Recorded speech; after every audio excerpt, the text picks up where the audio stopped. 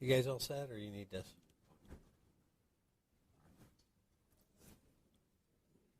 Everybody good? All good?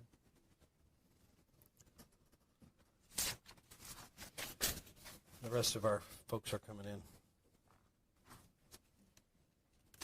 You want to come up or no? You guys want to come up?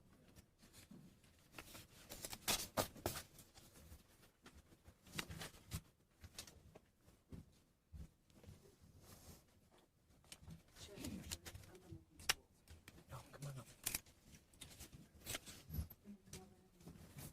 You're Tammy, right?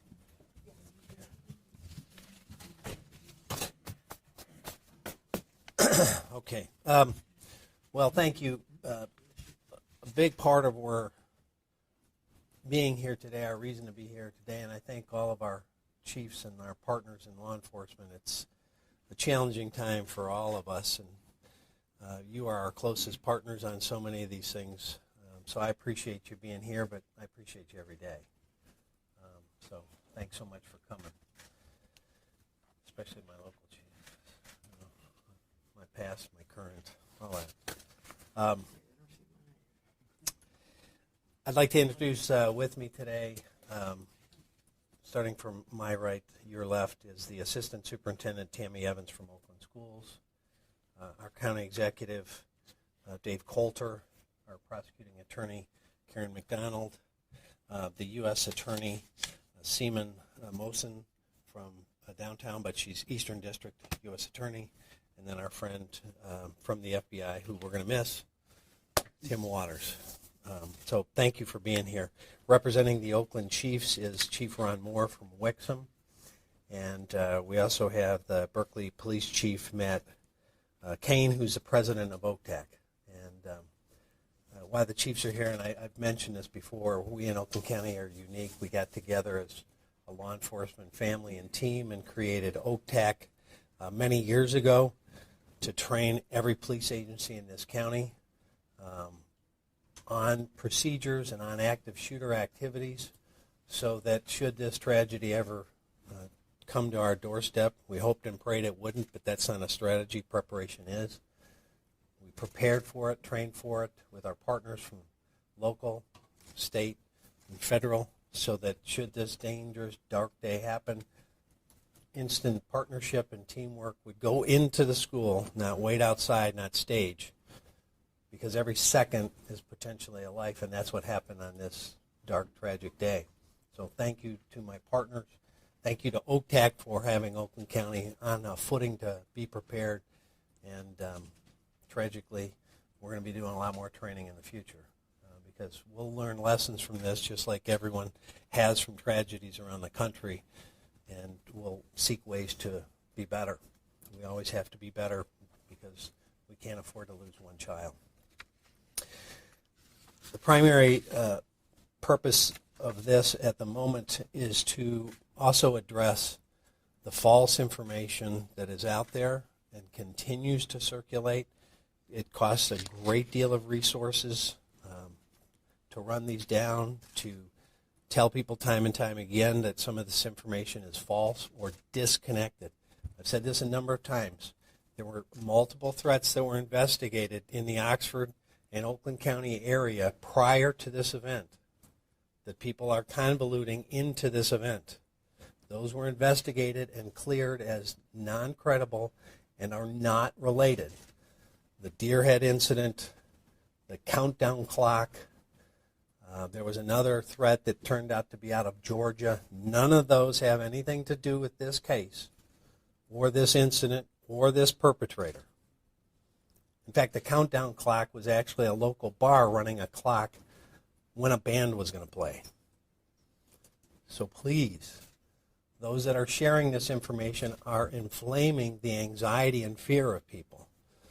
They had nothing to do with this, and they could not have prevented this had they been investigated further, because A, they were investigated and deemed not credible, and B, they weren't related to this whatsoever. Secondly, and I sadly mentioned this yesterday, we anticipated a flood of false threats. I don't know what is in people's minds to think after a real tragedy, it makes sense to make threats. And typically we see it fall into two buckets. One is they think it's funny. It is not. Two, they think it's a way to get out of school. It is not. It's a crime. Even if it's not a credible threat against the school to make a threat, because you think it's funny or you want to get out of school, it will be fully investigated by me or all of our partners, depending on where it happens. And we will hand the baton to our prosecutor, and I'm confident they will be held accountable. So if you're making threats, we're going to find you. It is ridiculous you're inflaming the fears and passion of parents, teachers, and the community in the midst of a real tragedy. At this point, I'm aware of over 60 schools that have been closed because of threatening behavior. It's overrunning our resources to investigate these false threats, and they fall in a number of buckets, including the circular threats that are not related to anything or have already been investigated but are being posted and posted and posted, and completely false intentional threats. So, every threat will be investigated. But again, it's important to note that regardless of the reason for the threat, funny or other reasons, it will be investigated and we will seek criminal charges. Because there are so many things going on and so many threats in the environment right now, I've asked our friends at the FBI and at the Secret Service for additional support of our cyber crimes and our cyber investigations that we have going both on this particular tragedy and of all the threats that we're seeing in this environment. And I'll have the friends from the FBI, Tim, speak to that directly. But they both have agreed. So they're going to be throwing in extra resources so that we can get much farther along and faster ahead of some of these threats, rather than just have our computer crimes unit and our cyber folks trying to run that all down. Did you want to speak to that, Tim? Yeah. There's a whole bunch of stuff going on. So. Yeah. Thanks, Sheriff.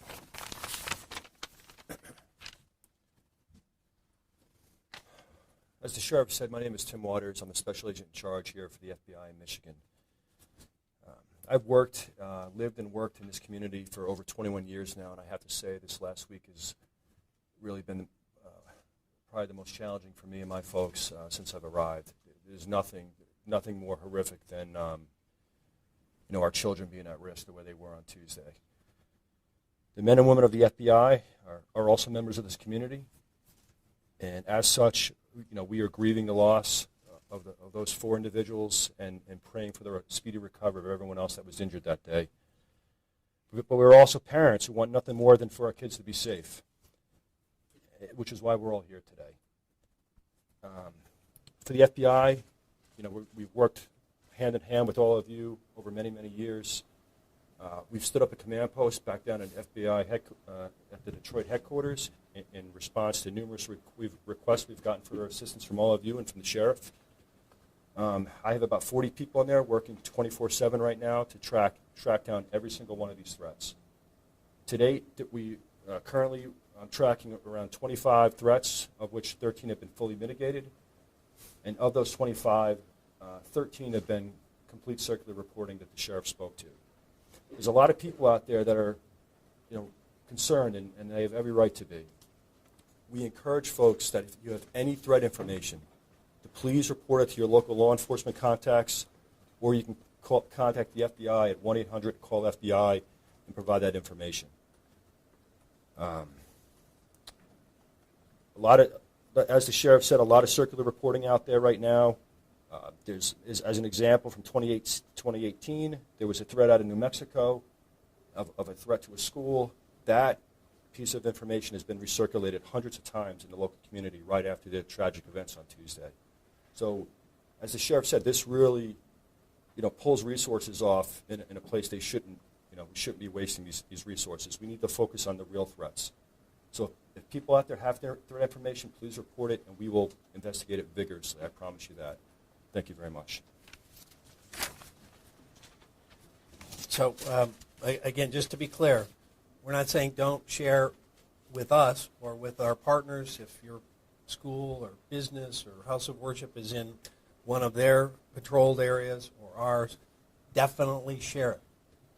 We'd rather get way too much information than miss one kernel that could be life-saving. We check out 1,000 nothings to make sure we don't miss the one real. So definitely share it. But when so much unsubstantiated recirculation on social media happens, it just scares people.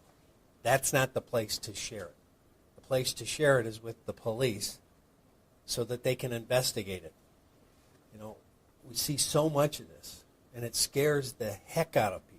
And it's not just schools.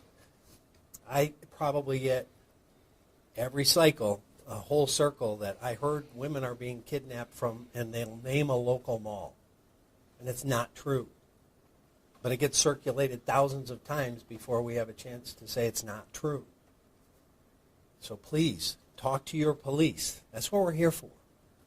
And they'll be happy to give you the real scoop, and if they don't know about it, investigate it.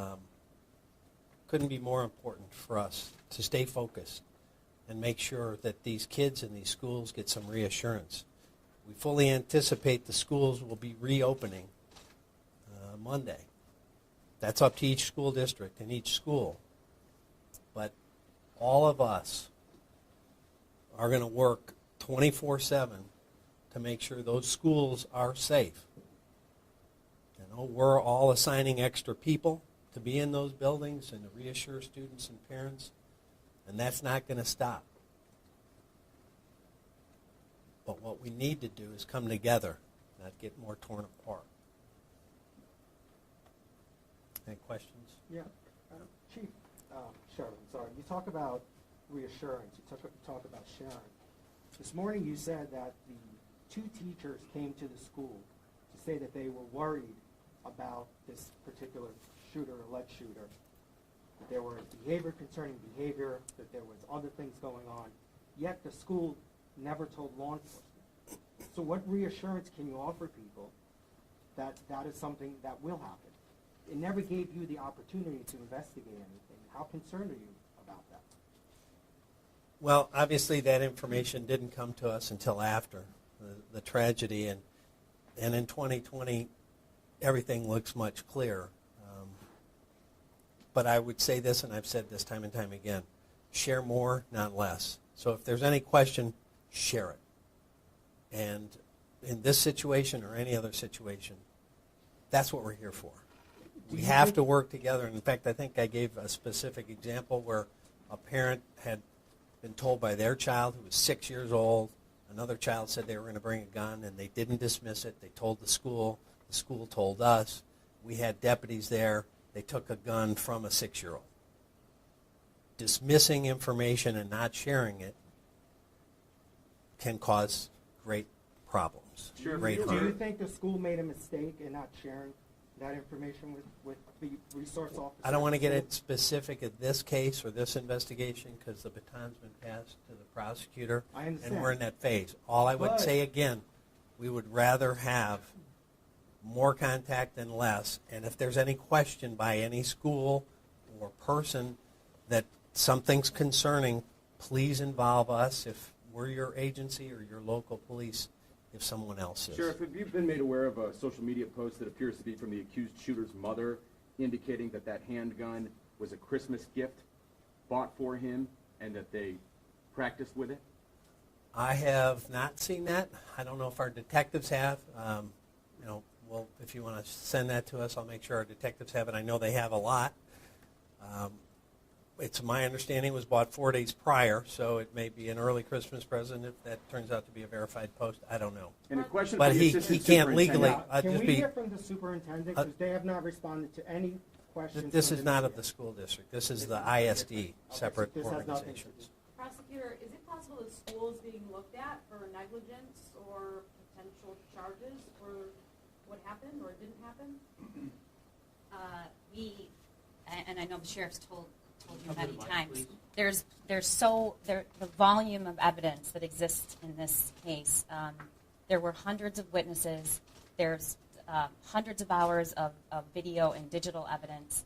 You know, I can't answer about what mistakes were made. We don't investigate mistakes, and we don't investigate. The Sheriff's Department does. We're looking at the entire situation, and we'll hold accountable to the extent possible anybody we think committed any kind of criminal act. And that's really all I can say at this And time. what charges are being looked at for the parents or Dave's Lord? We're reviewing potential charges and hope to have an announcement about that in the next 24 hours. I wanted to see if I can ask the question of the U.S. Attorney. Are you looking at anything in terms of the gun sale? Is there any concern? You know, obviously it would be the ATF and it would be a federal violation. At this point, we are here to assist the Sheriff's Department, the prosecutor's office, to the extent that there is evidence of a crime, whether it's a state crime or a federal crime. Because we're working together, a decision will be made as to where those charges should be levied. But we stand here to assist our partners. And I think that that's an important message for the public to understand, that the resources of the United States Attorney's Office, the FBI, all of our federal partners, we're going to use them to assist in any way we can to ensure that those who are responsible are held and called to account. Sheriff, prosecutor, was the gun bought legally, and if so, was it bought at a shop locally in person, or was it bought online, was it transported from another state here? What can you say about the gun? It's my understanding it was bought legally, it was bought by a parent, and it was bought at a local shop. Can we talk about the threats just quickly? You said that you anticipated a flood of threats and that you saw those. Yes. What form did they come in and who were they directed at? You know, we've had them from Call? 12-year-old kid getting off a bus saying he's going to shoot it up, to a recirculation of old threats, to you name it. Social media? Screenshots of Snapchat, screenshots of different things that have nothing to do with even Michigan. I mean, we're getting inundated with unbelievable amounts of digital. What about this? Have you seen that? Sheriff, you got a lot of concerned parents out there. I know you said school's going to be open on Monday, but has there been any discussion with the districts about possibly going back to virtual learning? Well, ultimately, what happens in terms of whether they open and how they open is a school district and a school building choice. We're just doing everything we can to reassure them that we're going to help them. If they want to be there in person, do it safely, and we're confident that that can be accomplished. Having 60-plus schools closed across this state, or this community, really, for everything we've seen so far, false threats, is disruptive, it's scary, and it's wrong. Does that mean having police presence outside in the school parking lots, outside the school entrances too? Yeah, it will be a case by case depending on what the thing is. If, like I said, we have a situation where somebody shows something and it turns out to be a different state, then that really doesn't necessarily make sense to have uniformed police officers standing outside and raise the anxiety. But if it's somewhat related to that school, or there's any credibility to it, obviously I'm not going to tell you the kind of response that will be poured into it, but there'll be a response. Are you aware of any warnings from the teachers to the school that they may have heard or seen something concerning and warned the school about it? Has that come up? It's my understanding that this, if you're talking this particular case, that this individual did not come on the school's radar at all for either bullying or problem behavior or questionable behavior until the day before. Prosecutor McDonald, Orlando Brand Williams with the Detroit News. Have you received a warrant request for the parents? No, not at this time. And I just also want to stress, just to support what the sheriff just said, a false threat of terrorism is a felony. It's a 20-year felony. And we will charge it and we will hold people accountable. I also want to state that this is a scary time. And I think the best thing we can do as parents is to talk to our children about the seriousness of this. Because we have to assess whether or not the threat is credible, but we'd rather not have to do that at all. If you talk to your children and have a forthright discussion about this is not the time for jokes, And then I just also want to reassure the public that we have so many people here, the chief's standing here, we all work together. In addition, I've heard from the Attorney General, the Governor, Michigan State Police, we are all working together. And I have every confidence that our community we will feel safe, but we have to get through a very challenging time. While we're having this venue, can you and the sheriff comment again, please, on what we do moving forward? We brought this up in a couple of news briefings, and by that I asked yesterday, prosecutor, you talked about we have to be better. We've talked a lot socially about laws, gun reform laws. Sheriff, yesterday you mentioned your frustration with laws are on the books. We bring people in, they're pled down. I'd love to hear from each of you, what are the most constructive steps moving forward so we can move the needle that even gun owners and surveys want to do? Why aren't we getting it? I'll take that question. Our office takes gun charges very seriously, and if you look at the data that we collected since I took office, I think you'll find that we seldomly reduce those cases. But the data and the science shows that there's a lot more that goes into reducing gun violence than just charging a felony firearm. When I say that I think we need to do better, I say that there are many, many responsible gun owners in this room, and I am very close to responsible gun owners, and you have a right to possess a gun, but with it comes responsibility.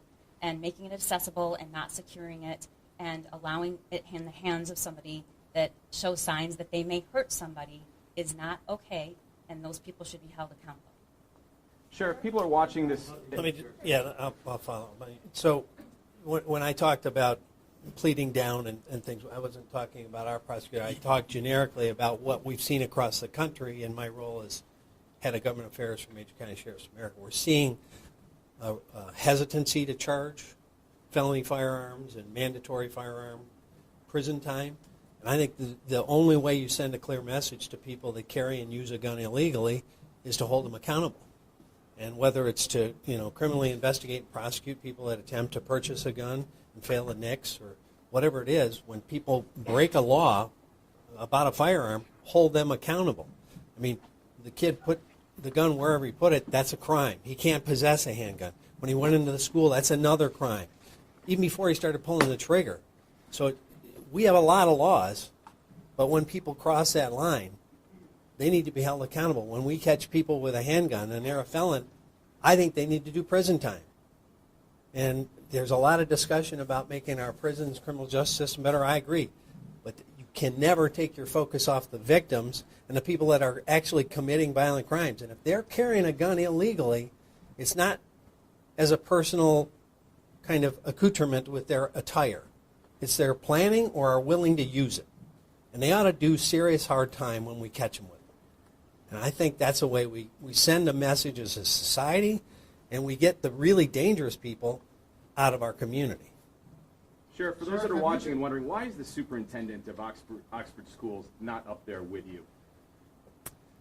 Well, they're obviously dealing with a lot of crisis internally, and they have to, obviously take care of their staff emotionally, the students.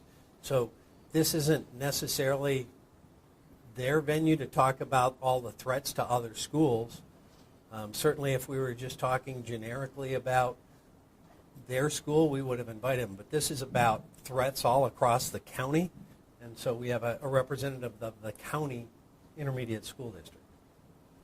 When was the last time you had contact with his parents, suspected shooter's parents? Do you know where they are? I mean, it seems like they were in a car watching the arraignment yesterday. Yeah, that would be a question for our detectives or even the prosecutor that we probably wouldn't answer at this point in any event. Are you concerned at all that they may flee? Well, I'd be getting into what the detectives are or are not doing, so I probably won't mention that. Sheriff, can you give an update on the conditions of the victims at the hospital? I think we do have an update recently. I know some of them have an upgrade. I'll try to get you, if somebody could print that out and we'll read it. Was there a school resource officer there when this happened? Anybody who tried to stop the attacker? Well, he was actually one of the deputies that took him into custody. He wasn't physically at that location at the moment it started, but he was one of the first to get back there. A lot of the school resource officers cover more than one school, so if something happens in a middle school or they've got to visit a grade school, they may be circulating or back at substation, whatever the case may be, but he was one of the two deputies that confronted the suspect in the hallway. And that resource officer was never made aware of the Monday or Tuesday incidents involving the alleged shooter. Was not. Are you concerned about that he wasn't made aware? Well, we've kind of asked and answered that. We You certainly haven't we really would, answered it, right? in light of where we are today, certainly we would have liked to have been part of that discussion and information. Do you think that could have potentially prevented? Now I'm speculating, and we're focused on actual investigation and prosecution. There'll be a lot of time for speculation and, frankly, finger pointing. Now's not the time. Sheriff, at the risk of perpetuating another internet rumor, one that has had legs among credible sources, is potentially this person, the suspect, being involved in an email chat of some type where threatening to shoot a school and had other people threatening to do the same on different days of the week. We've seen that. Any concerns? Is that legit, or are these one-offs when we talk about people calling in regard to threats? We've seen that where it lists multiple schools, and there was an alleged pack of different people to go every day. Is there anything in concert? We have seen no evidence that there was anyone else involved in this situation with him or anything to follow on. And that's one that's terrifying a lot of folks, and we have absolutely no credibility so far that we've uncovered to that. Is there a reason for the community to be concerned? You said you received a flood of threats. Have those all been dispelled, or? To this point, we have not had one turn out to be credible. Prosecutor, this is like an anecdote. I have a gun. It's my gun. I bought it. I give it to my buddy. He's not supposed to have it. He takes my gun, goes to a store, robs it, shoots somebody. I know I'm liable, legally, because I gave a gun or allowed somebody to have it. I'm not supposed to have it. What charges? And I've seen it in different cities and different states, ranges of charges. And this has actually happened a number of times. What charges could I face? Could I face a murder charge? Could I face a manslaughter charge? Negligent homicide? I'm trying to skirt the answer that you were hesitant to give earlier, but I think it's an answer that a lot of people are looking for. I understand, and I understand why people want to know, and I understand why you're curious about that. But I have a lot of very horrific, serious crimes on my hands, and I don't think it would make much sense to deal with a hypothetical at this point. But I'm happy to answer your questions when we do announce whether or not we'll be charging anyone further. Is that coming by the end of the week or the next week? Any idea? I said within 24 hours, unless something else occurs that prevents me from doing that. I do need to sleep, but I'm going to do my very best. Thank you so much. Prosecutor Orlando again from the Detroit News. What is the violation that people could face, charges from making these threats on social media? There's a false threat of terrorism, which is a 20-year felony. There's also a misdemeanor of malicious use of a telecommunications device. In Southfield, there was an arrest of a teen that brought a gun. Another student turned him in. Not to be melodramatic, what would you say to kids going back to school Monday? Their role moving forward in these types of instances? We've driven the message to some extent, but we're going to enter that building pretty soon here. And, maybe that's an example of what happened in Southfield, what they need to be looking for, as bad as that sounds. Well, I mean, that's a message of exactly what we're asking for. If another student turned them in, 99 times out of 100, another student's going to see or hear something first. And whether it's okay to say, or whether it's the FBI, or whether it's us, or whether it's tell mom or dad, or tell somebody in the school administration staff you know and trust, or a resource officer, best bet, because they can deal with it immediately. That is what we need. That is what ended that situation in Southfield, for whatever reason. I mean, sometimes people do things without an intent, and sometimes it's with an intent. Doesn't matter. You can't bring a gun to school. So, I'm confident of our partners are committed to the same level that they will do whatever it takes to protect their kids in their schools.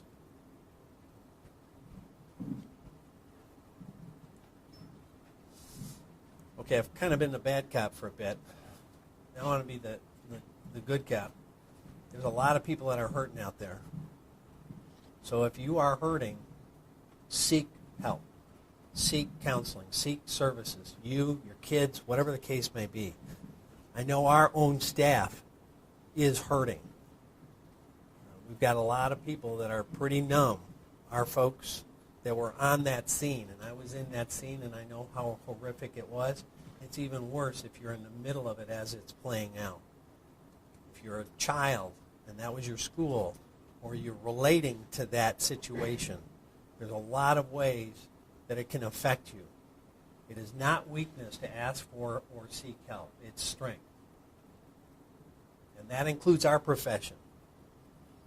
We are in a spike of law enforcement killed in the line of duty. And you know what eclipsed it for the last 2 years? Police suicides.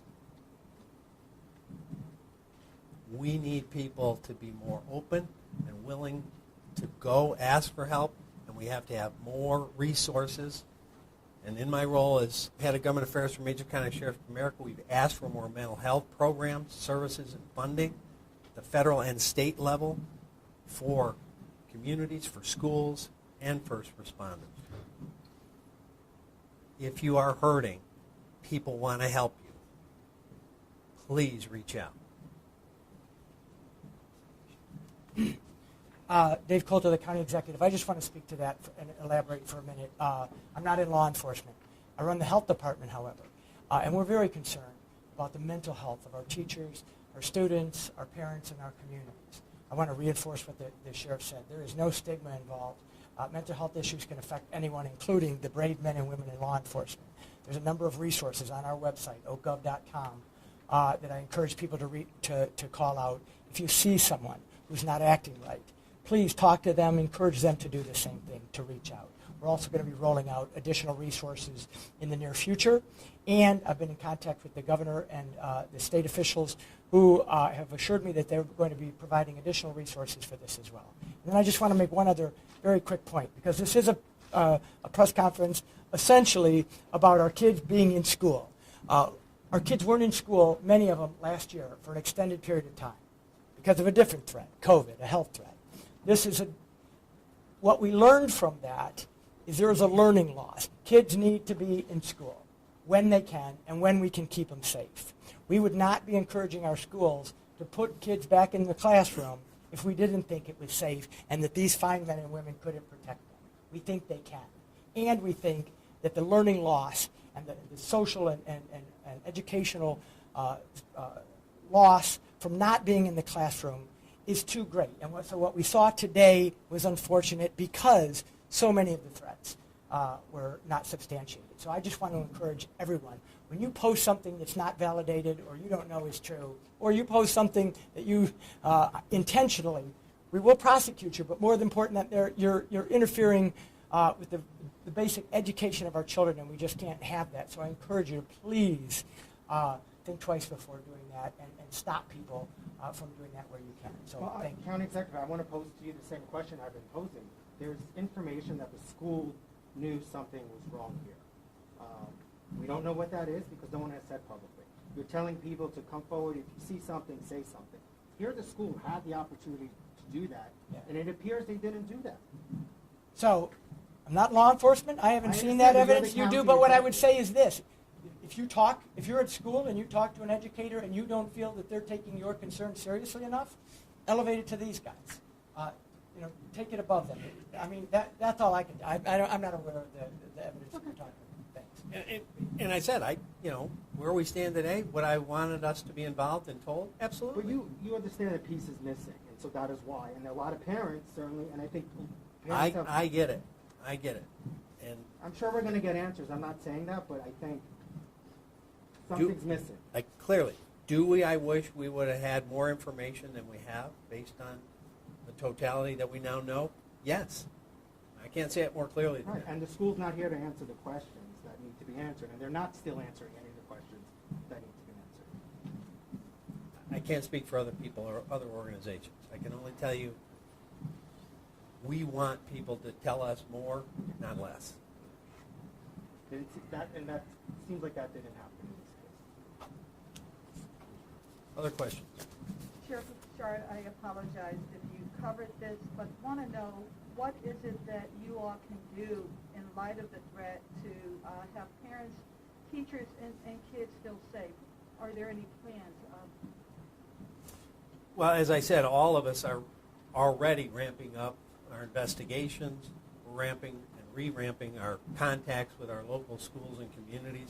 You can talk to every one of these law enforcement leaders, and I'm sure they'll tell you they've been talking to their superintendents or their principals or whoever the case may be. And they're also putting action plans into place of what they need to do in terms of resources, preventive resources and responsive resources. Obviously, we're not going to disclose publicly what those would be, but for a lot of reasons, not the least of which you won't want them to be defeated by an adversary. But rest assured that all these people are not sleeping because they want to know, is there one more thing I can do to make sure our kids are safe? Would it include, sir, metal detectors and extra police officers at school campuses? Well, obviously there are extra police officers already on campuses. We've been pushing a lot of our folks out to the schools we patrol, and I'm sure all of my partners have been. To the question of metal detectors, as I mentioned yesterday and the previous day, that's a question for a school and a school district to decide, because there also comes a cost of how oppressive the environment is to children as they go through. A lot of people don't even like to fly because of going through TSA. Do you want a child to do that every day? Given the statistical probability of it touching their school, doesn't minimize what happens. When it happens, it's absolutely terrible. But you already have researchers saying we shouldn't do school drills because their school probably will never get hit. Now, I disagree with that 1,000%. But all of this is a balance that the schools, the teachers, and the parents have to decide individually for their own school. Those 60 schools that are closed, are those in the state of Michigan, and are those closures a result of the threats that have been received? They're all right in this region, and they go, I think, as far north as Bay City was the last report I saw. So it's pretty much epicentered right here and then kind of farms out. But I would be stunned if we looked a little further that there weren't schools closed or at least threatened across the country, because when Parkland happened, as an example, we spiked with threats. So I would not be surprised to see other cities, states spiking as well. So those closures are a result of threats that have been received? They're not credible threats, but they're the anxiety level that has come as a result of this. And because there's so many disparate threats coming in, and it's pulling resources so greatly, before we ever say it's all clear, we want to clear that threat. And when you've got 100 threats and you only cleared 80 of them, you don't want to go back into the building. So out of an abundance of caution with threats that have been? I think it was more calming, an abundance of caution, not because there was any real concern of anything that any of us, and any of you that has anything different to say. We don't have any credible threat in any of the facilities we patrol, and I don't think any of my partners do either. Can you estimate how many threats you have had? Hundreds. I mean, I don't know the exact number, but How many emails we got this morning? and the best way to do it is to contract directly through the police department phone number or their email, because sometimes people send it, to different social media accounts that aren't monitored real time, and it could sit in there for days. So if it's a real deal, that's the last place you want to be sending it, is by Snapchat or Instagram or by Facebook Messenger, and not have it looked at for 2-3 days. Thank you, Sheriff. Is this the update?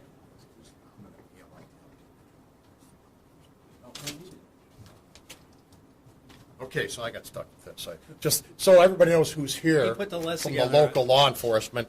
We got Corey Haynes from Madison Heights, Noel Klassen from Bloomfield Hills, Matt Kane's already been introduced, Mike Shaw from the State Police, John Ellsworth from Wolverine Lake, Scott Sarvella from Clawson, Phil Langmeyer from Bloomfield Township, his old department, Ron Moore from Wixom PD, who is also the president of the Chiefs Association, Chris, Southline, I'm sorry, Chris, Chief, what's your? Sovic, I apologize. He's also, aren't you the treasurer of the Chiefs Association? Yes, Jerry. He guards the money. Yeah, getting old. Jeff Baker from Auburn Hills, Paul Chicanis from Walled Lake, John Fitzgerald from Keego Harbor, David Malloy, my buddy over there in Novi, Harold Rossman from Lake Orion, and we got Mike Moore representing Royal Oak PD. If I missed anybody, I apologize. It's because you didn't sign it. So that gives you some flavor of how many chiefs and agencies are here, but every chief and agency that's not here is 100% with us. Got several calls said they couldn't be here because of ongoing things. Sheriff, not to throw your curveball, but is there any updates of relevance that you might have on the victims who are still hospitalized? Yeah, I'll put that up. I've got it. I just got to dig that out of the. Yeah, I did get an update about an hour or two ago, and most of the updates were good stuff. But we'll actually put out a release so you all get it in your box. Thank you, Sheriff. Thank you.